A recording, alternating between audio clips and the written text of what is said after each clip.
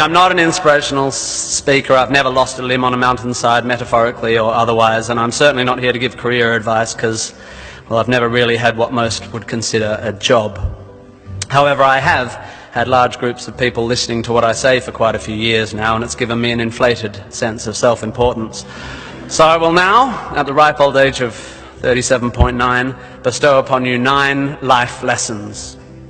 1, you don't have to have a dream. Americans on talent shows always talk about their dreams. Fine, if you have something you've always wanted to do, dreamed of, like in your heart, go for it. After all, it's something to do with your time, chasing a dream.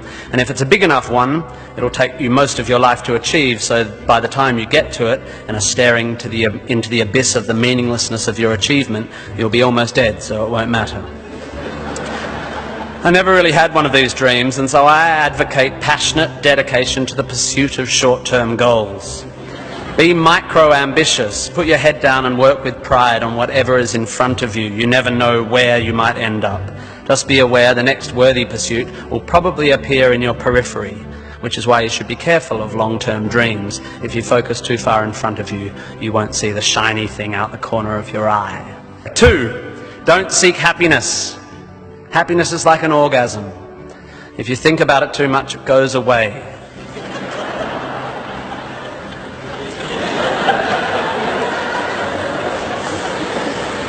Keep busy and aim to make someone else happy, and you might find you get some as a side effect. We didn't evolve to be constantly content. Contented Homo erectus got eaten before passing on their genes. 3, remember, it's all luck. You are lucky to be here. You are incalculably lucky to be born. Understanding that you can't truly take credit for your successes, nor truly blame others for their failures, will humble you and make you more compassionate. Empathy is intuitive, but is also something you can work on intellectually. 4, exercise. I'm sorry, you pasty, pale, smoking philosophy grads, arching your eyebrows into a Cartesian curve as you watch the human movement mob winding their way through the miniature traffic cones of their existence. You are wrong and they are right. Well, you're half right. You think, therefore you are, but also you jog, therefore you sleep, therefore you're not overwhelmed by existential angst. You can't be can't, and you don't want to be. Play a sport, do yoga, pump iron, run, whatever, but take care of your body. You're going to need it. Most of you mob are going to live to nearly 100, and even the poorest of you will achieve a level of wealth that most humans throughout history could not have dreamed of. And this long, luxurious life ahead of you is going to make you depressed. 5, be hard on your opinions. A famous bon mot asserts that opinions are like assholes, and that everyone has one. There is great wisdom in this, but I would add that opinions differ significantly from assholes, and that yours should be constantly and thoroughly examined.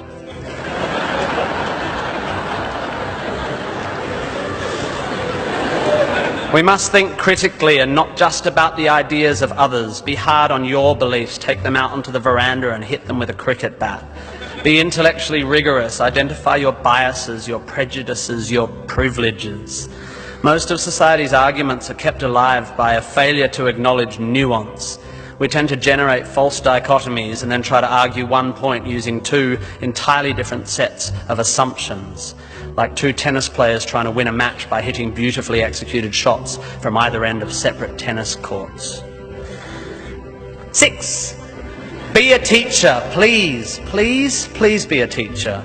Teachers are the most admirable and important people in the world. You don't have to do it forever, but if you're in doubt about what to do, be an amazing teacher. Even if you're not a teacher, be a teacher. Share your ideas. Don't take for granted your education. Rejoice in what you learn and spray it. 7, define yourself by what you love. I found myself doing this thing a bit recently where if someone asks me what sort of music I like, I say, well, I don't listen to the radio because pop song lyrics annoy me. Or if someone asks me what food I like, I say, I think truffle oil is overused and slightly obnoxious. And I see it all the time online, people whose idea of being part of a subculture is to hate Coldplay or football or feminists or the Liberal Party. We have a tendency to define ourselves in opposition to stuff. As a comedian, I make my living out of it. But try to also express your passion for things you love. Be demonstrative and generous in your praise of those you admire. Send thank you cards and give standing ovations. Be pro stuff, not just anti stuff. 8, respect people with less power than you. I have in the past made important decisions about people I work with, agents and producers, big decisions based largely on how they treat the wait staff in the restaurants we're having the meeting in. I don't care if you're the most powerful cat in the room, I will judge you on how you treat the least powerful. So there. 9, finally, don't rush. You don't need to already know what you're going to do with the rest of your life. Don't panic. You will soon be dead. Life will sometimes seem long and tough, and God, it's tiring. And you will sometimes be happy and sometimes sad, and then you'll be old, and then you'll be dead. There is only one sensible thing to do with this empty existence, and that is fill it. Not fill it, fill it. Life is best filled by learning as much as you can about as much as you can, taking pride in whatever you're doing, having compassion, sharing ideas, running, being enthusiastic. And then there's love and travel and wine and sex and art and kids and giving and mountain climbing, but you know all that stuff already. It's an incredibly exciting thing, this one meaningless life of yours. Good luck, and thank you for indulging me.